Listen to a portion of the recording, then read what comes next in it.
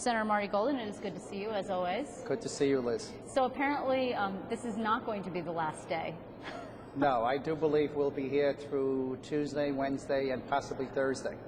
Why? Okay, why though? I mean, it seems like everything is hanging so close in the balance. Are we really not as close as I think we are? No, I think that the rent control is still out there, and so is the property tax cap.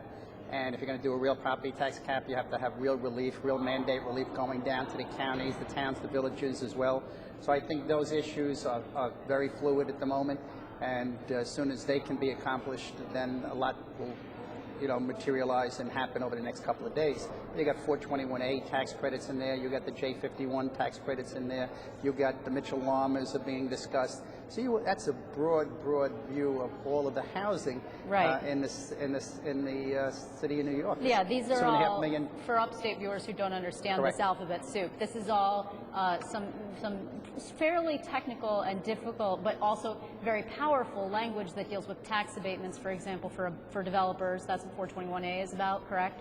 Correct. And then and various other protections for tenants and labor that I think people are very uptight about. That's what the rent laws are now extended to also include those other points. It's got not only rent protections for those that live in these apartments, they got them from rent control to rent stabilized to Mitchell Lama apartments. Right. So you're talking about well over 1 million apartments, well over close to 2.5 million people that it affects. And you're talking about a property tax cap that affects the other rest of the state. Several, we have 8.5 million people in the... But hold on the property tax cap thing. You're talking about mandate relief, and I think that is going to be music to the ears of local lawmakers because they've been crying for it for a long time. But you guys passed the original property tax cap bill from the governor without any mandate relief, so now why all of a sudden are you holding up on mandate relief? Well, I don't believe we're holding up. I believe that this bill gets done with the property tax and with rent control. But I do believe that there has to be a follow-up shortly thereafter on the mandate relief. And I think that's part of the discussion going on. In this session? It may not be in this session, but it definitely has to be part of the discussion that there will be mandate relief. Okay, but what does that mean? Because in the governor's eyes, that means everything from pension reform, which I don't think is going to happen in this session, to what? I mean, what exactly? You need to get real relief. You need like the repeal of Triborough, which isn't going to happen I think either. they need to get a commitment that they're going to do mandate relief regardless of what it extends to. I believe that there has to be an agreement that we're going to, whether it's picking up the Medicaid cost in the towns and the villages and the counties, whatever going forward, we need some type of commitment to work together to get that mandate relief. Will that tie up the rent control and the property tax cap? Not really, but it is definitely part of the discussion. Not really. Well, no, are you looking for a deadline? In other words, a firm commitment regarding a time frame that mandate relief will be enacted? Well, we would like to see that if that were possible, but there's a lot of issues, again, that are going on here. Like I just mentioned, all of those are different. That 421A is about construction, it's about building, it's about putting jobs and people to work, and about building affordable housing. So that's an important component because there are no jobs. The real fundamental in this administration and across this state is really jobs, jobs, jobs. People need those jobs. They need the economy to come back, and they need a changed, direction in government here. And I think that's what they're looking for. The rest of this is all, we see going on between gay marriage and everything else. Right. Okay. Let's talk about gay marriage because that was the one thing you talk about rent control. You talk about property tax cap. You've left out the third priority of the governor post-budget. Of course, he's just sent out an email appeal from his government email address asking New Yorkers to help him, to contact you and your fellow colleagues to lobby you on gay marriage. I still believe that that's a very fluid issue. I believe personally that it shouldn't be done here in the state of New York, and I believe if we're going to do something as large and as big as marriage equality, that it should be done by the voters in the state of New York. There's a referendum. This is not changing the Constitution. We can have this on a referendum in this November and let the 19.5 million people that live in the state of New York vote for, in a referendum for gay marriage if they decide to do so. That's my belief, and that's the way a lot of my colleagues believe. But enough of your colleagues such that this doesn't come to the floor, because it seems like there's an air of inevitability around. Even some of the opponents suggest that the reason they're pushing so hard for these exemptions is because they feel like they need to get protections on the way in, because it seems like there's going to be a vote, and if there is a vote, it would pass. Well, there's going to be a number of issues that are going to affect not only our Catholic schools, our churches, our social networks within the Catholic and Jewish networks and the Muslim networks. There has to be some guarantees that these social networks will be able to continue in doing social services and making sure they take care of the neediest here in the state of New York, being able to provide good education, being able to make sure that their churches and their institutions survive. Have you seen language like that yet? Because there's been talk of language, in other words, bill amendments, chapter amendments, that has been going back and forth between your conference and the second floor, the governor's office. They're still, that's why I'm saying this is very fluid at this moment. I believe that's why we'll be here till Thursday here in the Capitol, and there's a lot of reasons. About 300 bills got to get accomplished yet and voted on. Besides the more important, the ones that are taking up most of our time, the rent control, the property tax cap, and of course gay marriage.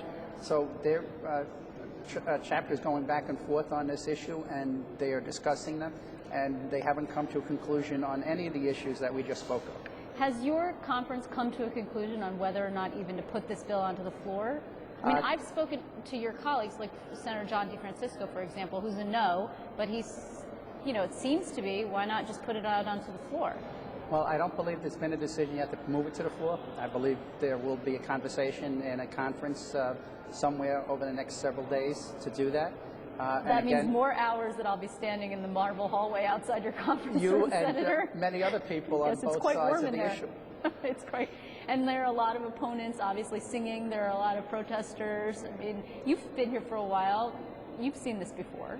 Well, I've seen it before, but not to this level. I mean, this is an issue that we really are taking on here that I don't know that we should, as 212 legislators, should we be making this decision in the state of New York. Well, I believe a states have referendum done it. can be done. It should have been done, and a referendum, and let the people of the state of New York make that decision. And we can do that this November. There's no constitutional amendment here. We don't need to put it off for 2 years. The people of the state of New York and the advocates for gay marriage can have that conclusively decided by the voter here in November. And that's the right way of doing this. You know, there was a report this morning in the New York Post about potential conflict inside your conference. That, again, is, our conference has never worked as well as it has. We have a well-oiled machine. We are working very close to each other and making sure that we accomplish the needs of the citizenry of the state of New York.